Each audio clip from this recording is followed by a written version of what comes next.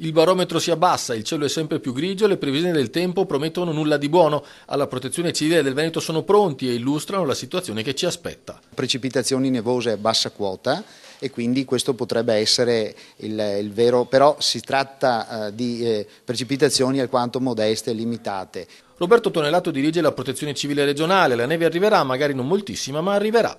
Dovrebbero iniziare queste precipitazioni da mercoledì pomeriggio e procedere la giornata di giovedì fino a tarda notte. Le nevicate saranno ovviamente più sostenute in montagna, ma la neve, preceduta dalla pioggia, non mancherà in pianura e anche sul litorale. I protocolli operativi sono ormai fissati da tempo e la struttura è pronta ad intervenire. Il protocollo è collegato a tutti i sistemi di controllo viari principali, quindi si attivano gli enti preposti per quanto riguarda la viabilità principale. Se servirà, i comuni si attiveranno con i mezzi necessari a scongiurare situazioni critiche. I cittadini avranno quel servizio che di solito viene effettuato e quindi da macchine spargisale e quant'altro fosse necessario per intervenire al fine di assicurare l'incolumità in generale della popolazione. In considerazione della possibile formazione di ghiaccio che nei giorni scorsi ha paralizzato la linea ferroviaria fra Venezia e Trieste, la Protezione Civile raccomanda agli enti gestori di strade e ferrovie di assumere ogni iniziativa utile a garantire la funzionalità e la sicurezza. Fin da ora si possono comunque escludere problemi idrogeologici. Possiamo escludere criticità di tipo idraulico ed idrogeologico in questo momento.